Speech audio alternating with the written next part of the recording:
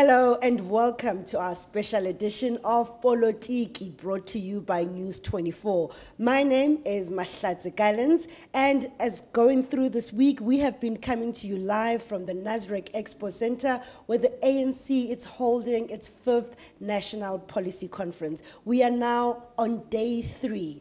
The party itself calls it a festival of ideas, and there are plenty that the delegates will be discussing, mostly happening behind closed doors. The first 2 days were dedicated to check what is wrong with the ANC and try and find solutions to the party. Of course, just looking back, on day 1, the big issue was that of the diagnostic report by the Secretary General, Gwede Mantashe, where there were attempts by some supporting President Jacob Zuma to try and silence that report. But of course, the party now says that they've overcome that process. The delegates behind closed doors are beginning to discuss what is ailing the ANC. Mentioned in those reports are things that we have been talking about throughout for the past few years. And most recently, of course, it's also dominated by allegations of state capture by the Gupta family. That is part of the discussions that they will be having. Of course, it's also a policy conference to deal with how to change the economic structure of South Africa. It comes at a time when South Africa is facing its worst crisis as far as the economy is concerned. And many people have suggested many things on how to resolve it. One of the contentious issues under radical economic transformation is land. What should the ANC be doing to reverse the previous injustices as far as land is concerned? We spoke to the Premier of the Northwest, the chairperson of the ANC in that province, Supra Mahumapelo, who has proposed that there should be a referendum to amend the constitution to allow for land to be expropriated without compensation. Take a listen.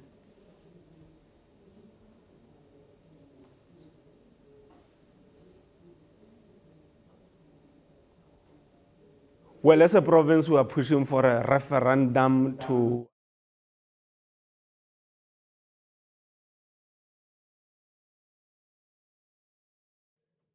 matter of land must be given the necessary attention. But if you use parliament to deal with amendments in the constitution, people are going to go to court and you might lose the case. So we are suggesting that South Africans must suggest new sections that must be inserted in the constitution, sections that must be amended, and those proposals must be put through a referendum. And if they've gone through the referendum, it then means that nobody can rush to court to challenge it, because it's not parliament. It will have been closed. It is the final view of the people of South Africa. One of the proposals we are making is that the state must determine the price of land, right? And we call that price of land reconciliation and healing price tag, because the preamble of the Constitution says we must heal the wounds of the past. Now, part of the wounds is the land issue. So those who have taken the land must forgo something, and those who lost the land must also forgo something, so that you create a win-win for the country. And then we must say for a certain period, maybe 20 years or 30 years, the price of land shall be determined by the state. We offer you a price as the state. If you don't take the price of land, is then that we can go to taking land without compensation. We don't think we must start by taking land without compensation before we go through that particular step, because we have a responsibility to reconcile the country. So you'll corner the people with land, in essence. If you give an offer, they don't take it, then you take the land anyway. Yes, but of course, I mean, remember this land was taken by force, right? Fair It was brutal. We are very nice now. I mean, if there were videos and we were to replay how this land was taken, it was brutal. People lost lives and so on. But because we are building a country now and we must reconcile, we must heal, we don't think that you must take everything from everybody who took away land by force, because you still need them to contribute to the construction of a better South Africa. That was the Northwest Premier Supra Mahumapelo. He's also the ANC chairperson. Of course, going into this policy conference, it was President Jacob Zuma who started the debate when he spoke to traditional leaders, saying to them that the ANC should have actually clubbed together with the EFF in Parliament when they were debating the matter of land, so that they have the 2/3 majority needed to change the constitution. To get a little bit into this, I'm joined by a resident analyst, Ralph Matega. Ralph Matega, now a suggestion that we should have a referendum on land. What do you make of that? I think I find it very disturbing, because this for me it's a way to try to make the question of the slow pace of land transition in South Africa a constitutional issue. And I think it is not a constitutional issue. We have seen some months back, maybe a year or so back, people, some within the NC, beginning to say that the reason why they have not been able to do that is because of the constitution. Let me tell you this, I used to work at National Treasury, where I used to look at the budgets. Never have I seen massive proposal when it comes to allocation of funds towards land restitution in the first place. I have not seen, by observing maybe the budget document, something that says to me that this is a key policy priority that we are willing to just fund it all the way. So my sense is that maybe at a later stage you can start entertaining the idea of a referendum on the matter, but it's not there yet. Where we are now, it is a simple thing of having to follow the provisions that are already there through the constitution. There is a provision that allows for the state actually to expropriate land for public interest. And it hasn't been pursued by government. Exactly, we have not exhausted that. It has not been pursued by government, and therefore there has not even been any constitutional resistance to that kind of an intervention. Let us try that, and maybe if that doesn't work, then you can start talking about another measure through which you can decide upon this. But I am concerned about the use of the referendums as well. Because it's not necessarily the best way to resolve a contentious issue in a country. Exactly. As a principle, we need to understand that South Africa was founded upon a consensus. So the Constitution emphasizes this idea of a multi-party democracy, where there has to be negotiations around policies. Doesn't mean parties will agree. There need to be negotiations, and consensus can be reached around that. So once you start talking about a referendum, they are naturally divisive. Referendums create losers and winners. They do not create the outcomes that are usually favored more or less by many people. You don't get that from a referendum. And we've seen them backfire. I mean, we've just seen the referendum on Brexit in the UK, and that totally backfired. It is actually the emotions. Usually people who campaign for on the issue of referendum, they usually point to a single issue. Unfortunately, it is usually how they narrowly understand the issue that needs to be understood. Once the emotions of the people are driven to that single issue, people then vote in that referendum. When the result comes out, people start realizing the depth and the implications of how far-reaching their decision are. It becomes a problem. Usually, we do have proof that most of the time, people actually want to walk away from the result of the referendum, even those who voted in support of that. So they're divisive. They are not instruments of consensus. And sometimes they're influenced by how people feel about the government of the day, and not necessarily by that issue that they're putting forward. I mean, one of the things he does suggest as well is that if we want to check if people want President Jacob Zuma to go or not, we should also put that on referendum.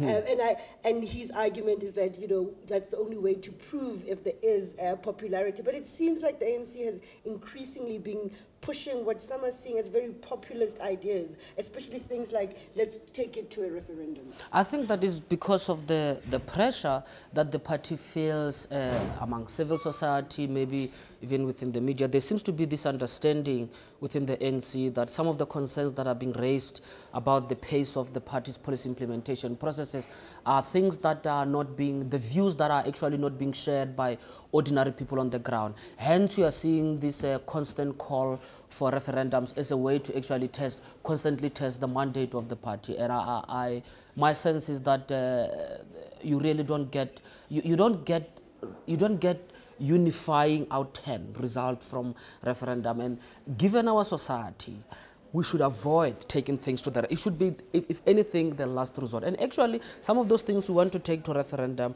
I've had even people raising the question of death penalty, referendum. One of your guests here came, yeah, the Women's League was saying that they're now putting back, there are people in the Women's League that are saying that they want the death penalty to be returned because of the high number of women that are being murdered and raped.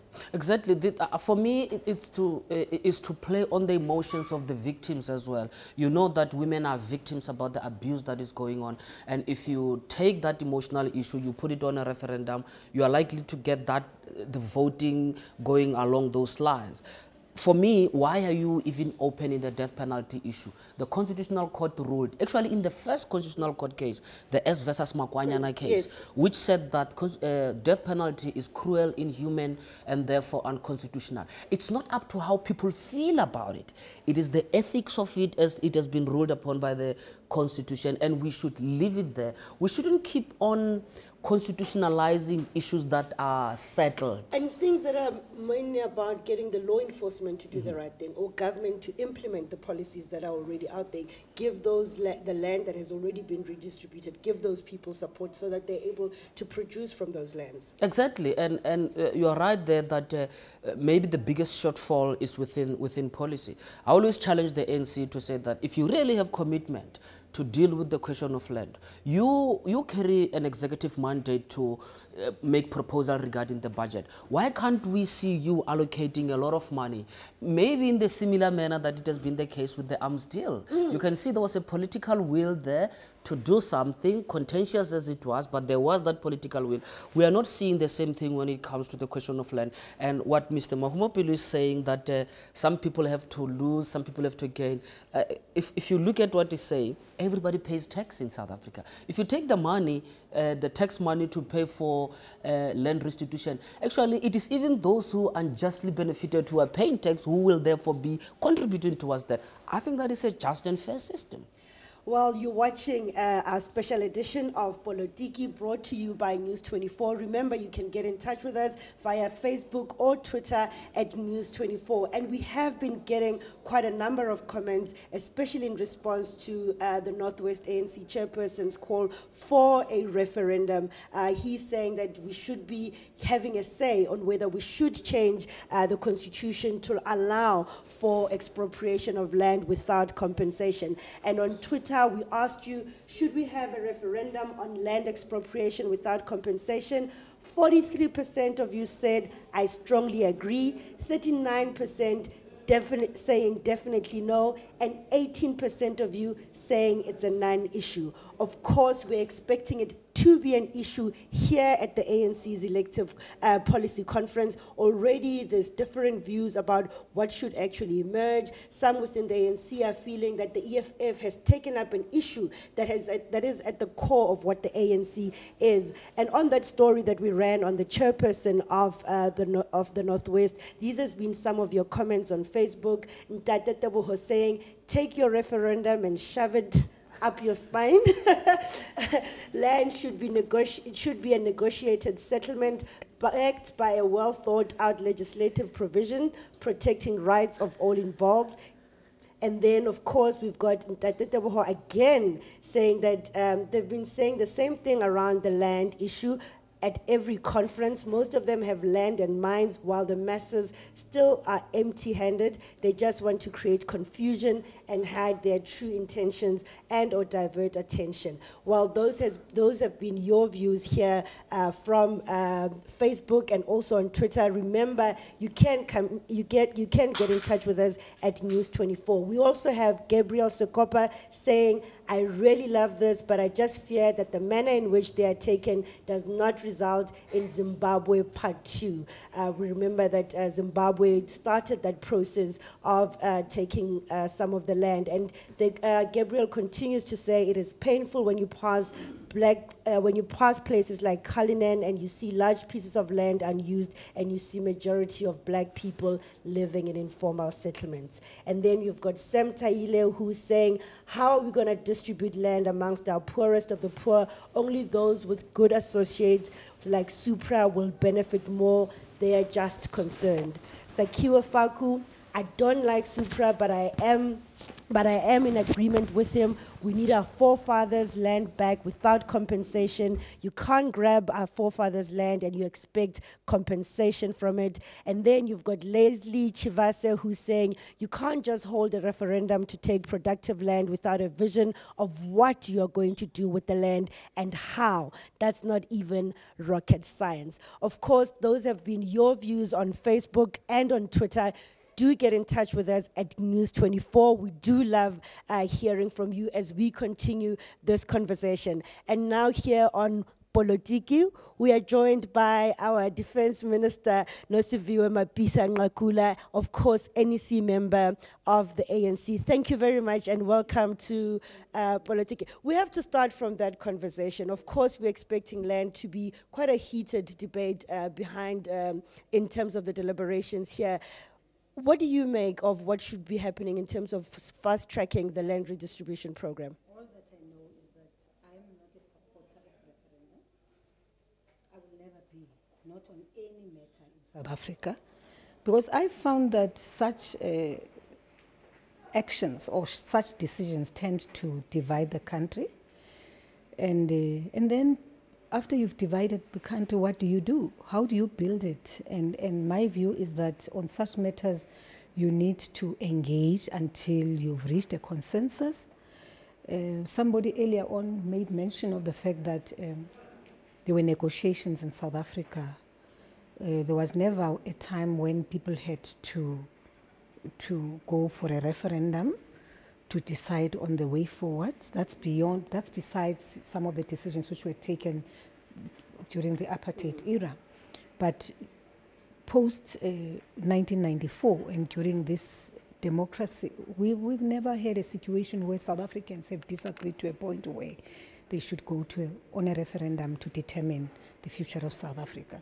So my view is that here at this policy conference, we need to engage such that we, at the end of conference, we agree on the way forward. However, that way forward should be responsible. We should not take decisions which may encourage recklessness. You need to take decisions which will still keep South Africans united. But of course, South Africans need to be realistic about some of these issues, such that people should not throw reckless statements such as what I've heard in Parliament, for instance. Like what, ma'am?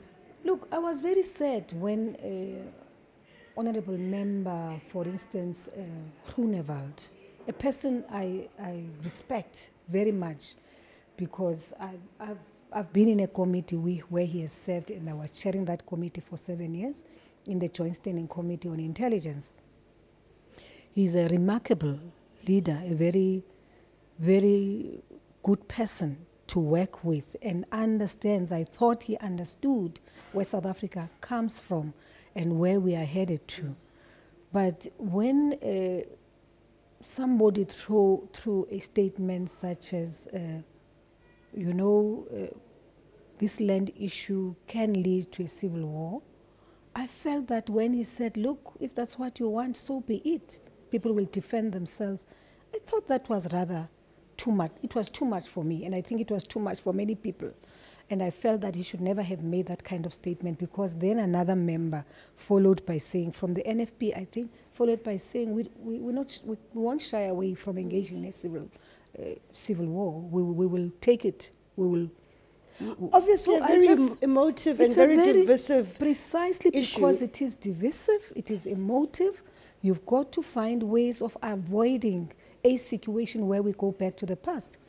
I'm a believer in reflecting on what happened in the past, but I'm not a believer in encouraging South Africans to slide back to the past. I guess because of some of the bitter lessons some of us learned from that, and I'm an advocate of unity. I'm an advocate of nation building, and of course I'm not saying we should build consensus through falsehoods. No, we must be realistic, but of course we must be responsible. Our future generations should never find themselves in the situation where we found ourselves in. But will the ANC also be honest enough to say that even in the past 23 years, there hasn't been enough invested in the land redistribution Absolutely. program? And those, that even some of the land that has been distributed, we now know that it stands empty and it's not being used for producing any agriculture.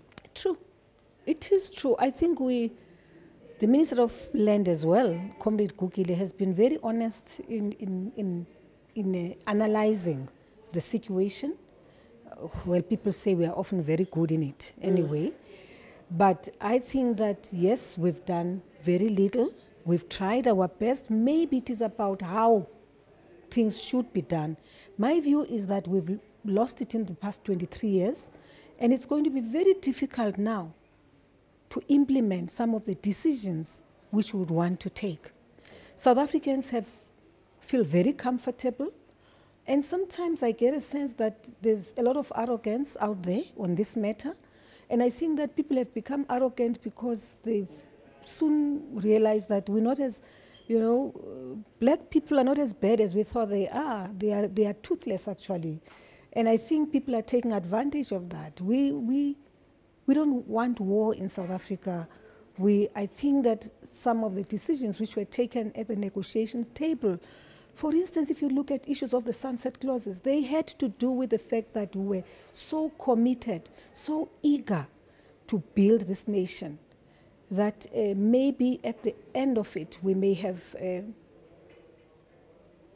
shortchanged ourselves. But given that the was that you may call it shortchanging yourself, but given that that has happened, does talk of expropriating land without compensation not build into those divisions that we're already seeing on this issue?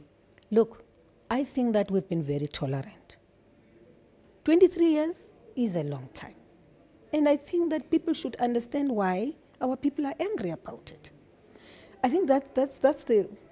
South Africans need to engage, and South Africans need to listen to one another. I think the biggest problem we have in the country here sometimes is that we don't listen to one another.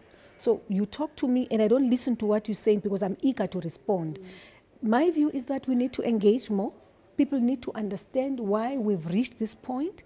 It is because we've not moved fast enough in the past 23 years, and now we've come under pressure from people. And I think that our people are correct. However, we also are saying our people should also not be reckless in the manner in which they do those things. I mean, were you one of those within the ANC who thought you should have come together with the EFF to change the constitution when you had the opportunity to debate this land question in Parliament?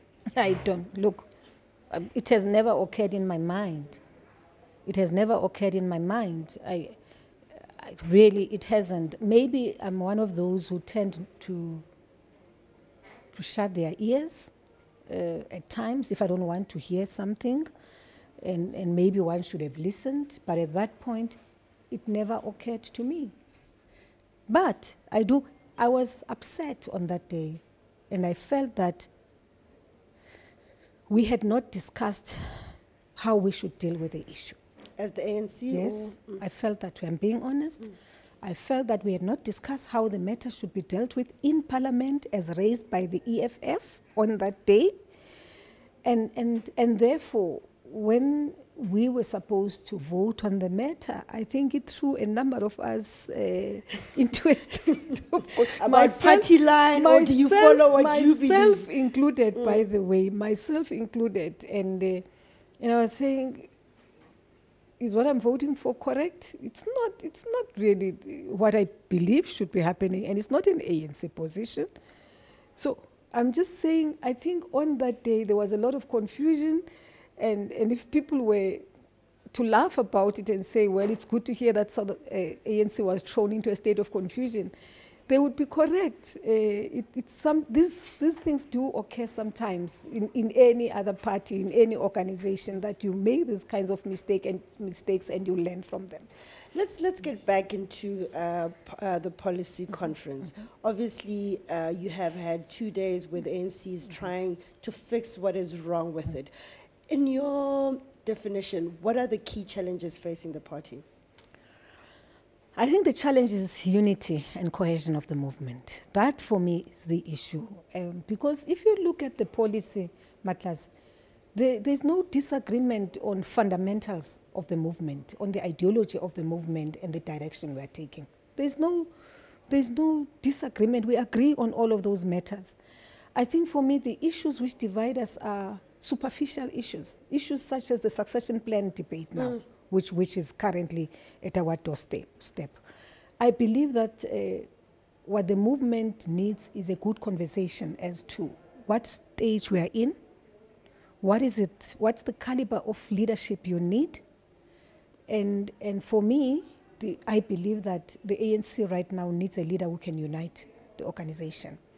So, as we step down in 2017 as this NEC, who we put as leaders need to appreciate the challenges of the times. We have a membership which is very diverse. We have a membership which is very robust, obviously by its nature, by its character, because it's youthful. We have young people. So you need to put programs in place as well within the organization which will empower young people to engage in a responsible and meaningful manner. So that as you are robust, you should shy away from being aggressive, and you should be more tolerant and appreciate that here you're dealing with an omnibus called the African National Congress, which is the movement of the people. I mean, let's talk about that succession race. Already there are many presidential campaigns that are currently underway. How do you come to what people are calling a united slate? How do you think we can get to that point?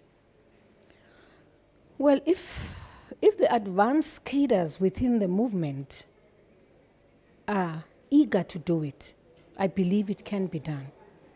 You know, you do have membership of the ANC. You do have leaders of the ANC, tried and tested leaders of the movement.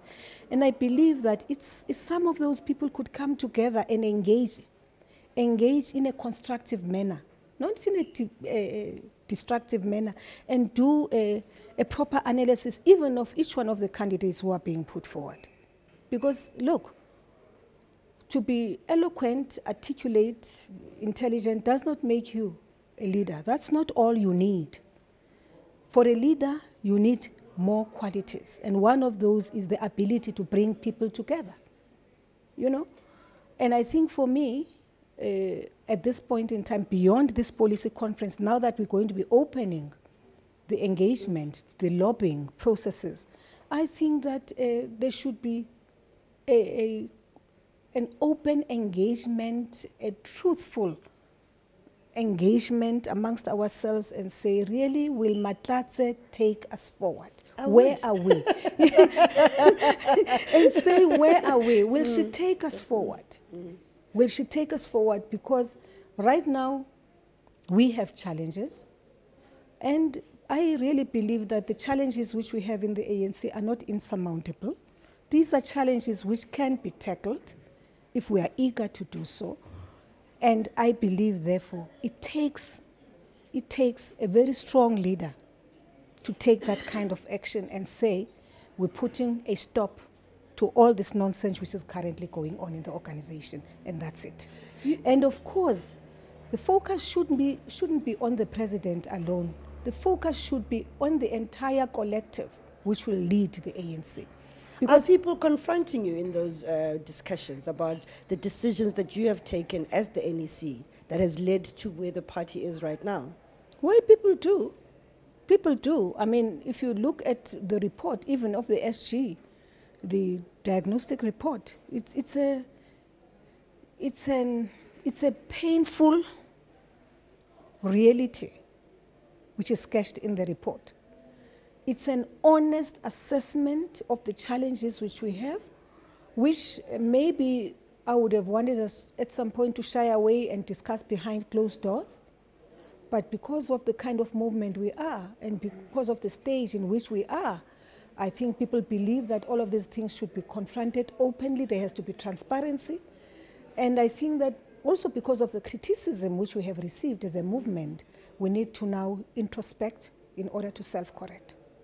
Okay, unfortunately, we've ran out of time, but that was Defense Minister Nosiviwe Mapisa-Nqakula. She, of course, is joining us here. We are live from the Nasrec Expo Center for the ANC's policy conference, and we are now on day 3 of that policy conference. A little bit earlier, our politics reporter, Tshidi Madia, sat with the ANC Youth League President, Colin Maine, to talk to him about his views into this conference and what is critical for the ANC to emerge from some of its challenges. Let's take a listen. Joining us now is ANC Youth League President Colin Maine. Colin, thank you so much for joining us. It's been a day and a half, really, of talks about the state of the ANC. What do you make of what you've heard so far from your leaders and what your peers, your delegates, are saying? Well, we must say that the policy conference is proceeding well.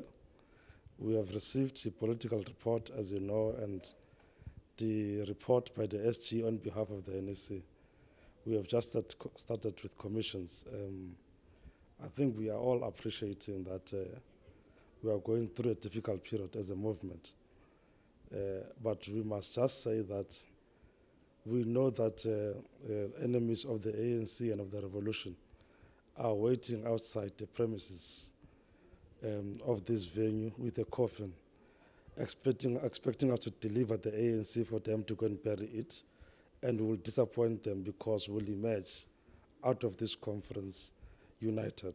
After August the 3rd, we said to South Africans that as the ANC, we must be given an opportunity to go and correct ourselves. So we are going to use the policy conference to correct the ANC, the standing of the African National Congress in society, and regain, make sure that when we walk out of here, we are regaining confidence or lost ground. The diagnostics report speaks to what a lot of people have been suspecting, speaks to a lot of things that are already out in the public domain. Do you think 2 days is enough to deal with the things that the SG put down as problems within the party? Well, you see, the problem is that this thing is not a 2-day thing. After this, because the policy conference is not taking decisions, it's making recommendations to the National Congress. But after this, everything that we have discussed here is still going back to branches for them and all our lower structures to engage with those. By the time we get to the National Congress, we would have exhausted everything. But as we speak, we are busy with self-correcting processes. The diagnostics report, as I was saying to you, showed most of us nothing new. These problems are in the public domain. Do you agree with what the SG said are the issues that are crippling the party?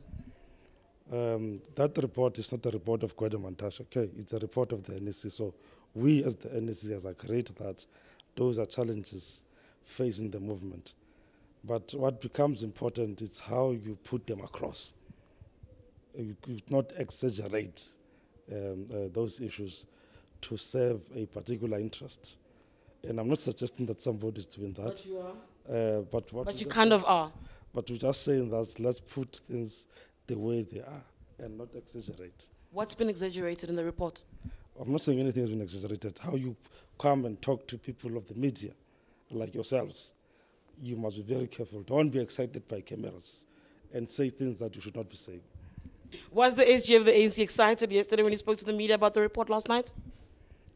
I don't want to venture into that, but I'm saying that everybody who speaks about this thing to the media must not be excited by cameras. A lot of the delegates I've managed to speak to on their way to conference were speaking about the issue with leadership, saying that they want President Jacob Zuma to hear what they think, that the last time they had an opportunity similar to this was during the NGC in 2015. But at that time, they were dealing with perceptions of corruption. But since then, a lot has come out in the public domain, and them saying that they feel that it's a point now to choose between the president and the movement, saying that they'd rather pick the movement over President Jacob Zuma. What are your views on that? Well, the policy conference is for us to engage. We are giving comrades an opportunity, we're not suppressing them, to raise their views, whatever. Whether they want to talk about President Zuma, about President Colin Maine, President Batabile, or Gwedemantashe, they are allowed to do that. So it's an opportunity for us to talk to each other frankly and say, Comrade Colin, we think that you're the problem in the movement. But what we are not going to allow is for people who want to recall the president. I'm not saying that thing is there, because we've got an experience with Thabo Mbeki, what that thing of recalling Thabo Mbeki has done to the movement. So we cannot allow it now. But what we must emphasize is that we must build the organization, strengthen it, and it must resonate with the people of South Africa. So whatever, you see, South Africans are expecting too much out of this gathering of the ANC, and we dare not disappoint them as a movement. When we come here, we must come out of clear decisions on how we're dealing with corruption, real or perceived, and all of those negative things. Whether you want to deal with the toxic influence of the Gupta family, we must deal with those things. We must confront those things, because the ANC is the only hope of our people. Let's talk about discipline. I remember saying I think I've spoken to a number of leaders today, and they are saying ANC leaders and ANC members are well disciplined, but we haven't seen much of that with leaders, yourself included. I think it's a fair comment to say even you've kind of strayed away from what would have been seen as discipline. What is your view on the leadership of the ANC, the NEC that takes collective responsibility for every bad decision and even a bad performance during the elections? What's your view on that? Well, if we were to discuss discipline, we have said over and over again that discipline, the problem in the ANC is that discipline has got eyes. But after this policy conference, we must also deal with that issue. If you have been disciplined, you have been ill-disciplined, all of us. The ANC says don't talk about leadership. Senior leaders of the ANC talk about it. It's ill-discipline, so all of us are ill-disciplined. Okay. Should you all then step down because you're ill-disciplined? No, if you are ill-disciplined, you don't step down. You correct yourself, or the ANC take the proper measures, discipline you in terms of its constitution. Help me understand that. You are the leaders of the ANC, the very leaders who've been stubborn in admitting certain faults in the lead up to this. So you're saying if you're ill-disciplined, the party should take corrective measures to discipline you. How does the ANC then discipline its leaders? No, you see, we are all equal as members of the ANC. So if the NEC takes a decision, let's say on pronouncement of leadership, don't pronounce, and we all pronounce, all of us speak about leadership, that is ill-discipline. Now, if the ANC is serious, it must discipline everybody who stays away from its decisions. So I think walking out of this conference, that's part of the things that we will resolve. The report that you call it, the Kweda report, speaks about those things and suggests certain things to be done. Again, I want to go back to one of the questions I asked you earlier. It's only 2 days. I know you keep saying there's a lot of work, but it's only 2 days to actually sit and engage with the organizational renewal documents, to engage with the diagnostics reports. Is it enough? Is it enough to get every member who's here? No, give me a chance. Is it enough to get every member here heard about where they stand and what they think is the solution? President Jacob Zuma said, we've been diagnosing for so long. It's time for solutions. These 2 days, in fact, half a day, is it enough? Don't abuse yourself. This discussion document has been out there for the past 4 months. Not the diagnostics report? No. Look, that report, you like the term, that report of the NEC, even when you go to Congress, the SG will present an organizational report which delegates will interact with for the first time, and we take resolutions out of that. That's how we do things. It's not a strange thing. ANC Youth League has a position on education. That's very important, free education at that. What else is pertinent for the Youth League that must come out of this conference? Well, the first issue is that you have raised free education not for everybody, because your child can afford education. It's for the children of the poor and the children of the working class. Myself included. Now, what we also want is that we want government to scrap experience as a requirement for entry-level posts in government. Because when you just walk out of university, you will not obviously have that. And it's actually quite difficult to access education. You go through the difficulties, again, you come and sit at home because of that stress. So we are pushing for that. The other issue that we are pushing for is that when we leave this conference, leaders of the ANC running up to this Congress, we've been speaking in 2 terms when it comes to radical economic transformation. We must all sing from the same hymn book, explain RET the same way. We support the mining charter. We support expropriation of land without compensation. We support, we're raising the issues of 40% representation of young people. We want to, in terms of organizational renewal, reduce the number of the size of the NEC, because in our view, it is quite big and it is like a rally. It's therefore unable to process decisions. So we will then be concentrating on these specific things, and we are confident. But the last thing is the issue of white monopoly capital, whether it's the enemy of the revolution or not. And if you look at the strategy and tactics document, it talks about monopoly capital. We think that it's a right-wing departure by the African National Congress. The strategy and tactics document is reviewed every 5 years. And as we speak, we believe that white monopoly capital exists, and white monopoly capital is the enemy of the revolution.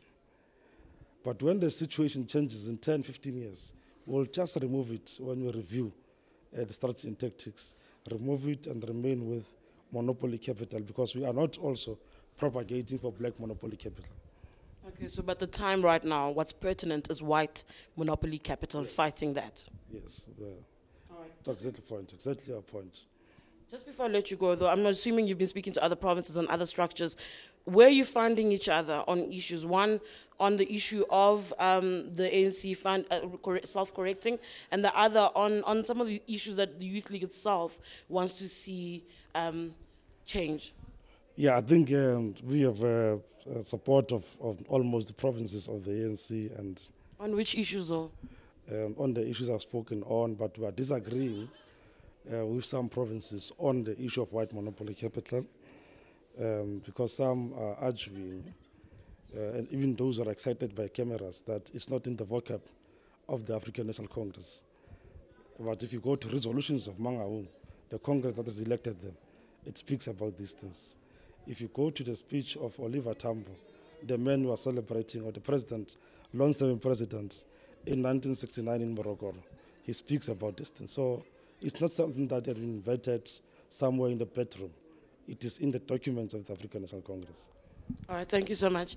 That was Colin Maine, ANC Youth League President. That was, of course, our politics journalist, T.D. Madia, speaking there to the ANC Youth League President, Colin Maina, and I'm now joined on POLOTIKI by our other resident analyst, Mpumelelo Mkabela. Thank you and welcome to POLOTIKI. We have to start with that issue about we are all ill-disciplined, but nobody should take action against us, which is essentially what Colin was saying there.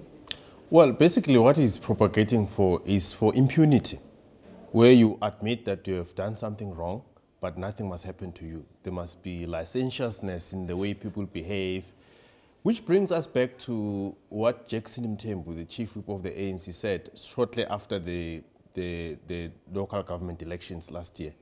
He said that the entire NEC must step down, you remember. It was out of recognition that the entire NEC can't cohere.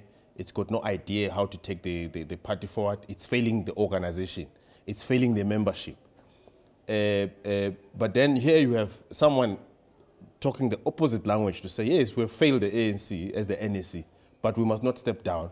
But the ANC must discipline us. But the question is, who's going to discipline the NEC? I mean, that's the dilemma the ANC is facing. And also, I mean, it must be this policy conference, we must all talk about what we are not happy about, but don't dare mention that President Jacob Zuma must step down. Another issue that Colin was saying in that interview. Exactly. So the ANC must self-correct, but self-correction must not include people being disciplined. So how do you self-correct? So that's the dilemma facing the ANC, and that's you find all of this double speaking, and I don't think it inspires confidence in the membership. It doesn't inspire confidence in the way the country, the citizens view the ANC. Hence, the very same ANC, acknowledging the fact that they have weaknesses, acknowledging the fact that they're ill-disciplined, but not wanting to step down, they still also think that there's a possibility that they may lose elections. There's never been a history in the ANC, I mean, since it came into power in '94, where it has feared losing elections and actually speaks about it. almost most ANC leaders speak about the possibility of the ANC losing election if it does not self-correct. But when you take the argument further to say, what are you doing to self-correct? Oh no, the ANC is dealing with it. How are you dealing with it? Oh no, you know, it's not clear. And that's the sense that I'm getting, that, we speak to the leaders, we bring them on, they talk about unity, they talk about healing the ANC. But then when you talk to delegates, they talk about how part of this conference is just kind of papering over the cracks, and there's not real much discussion that is coming through, and very few of them are confident that this party will emerge united or with a plan going forward ahead of 2019. Yeah, I think part of the problem is that we have reached a point where leaders of the ANC lack the basic understanding of what is an organization. I don't think that, forget whether it's the ANC, just the concept of an organization. An organization doesn't exist somewhere in, in some distant, it's composed of people. It's the individuals who are members of the organization. It's the leaders who are members of that organization. It's the rules and regulations that govern the organization. All of that make up the organization. So when they talk about the ANC going to self-correct, but when you say to them, because you are ill-disciplined, are you going to step down? What are you going to do? They now distance themselves. They say, no, I'm not part of the problem. The organization will deal with it. But you are the organization, actually.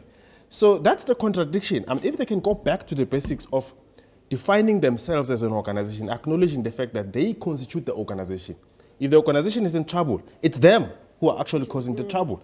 There's a kind of schizophrenic attitude towards themselves and towards their own organization. And also, Colin there talks about how they must emerge from here speaking one language on issues like radical economic transformation. But talking to the leaders and also the delegates, you get a sense that it's so factionalized, even that whole debate, that it's not necessarily about whether we are right or we are wrong, but it's about which faction emerges from here. I don't know if you're getting that sense. I got it as well, because he says, for example, we must come speaking with one voice, sing from the same hymn sheet, and but at the same time, he talks about how certain provinces and his youth league, they differ with other provinces. So you can see that in his explanation, there are positions that have been taken based on regionality, based on regions. Which province has got this position?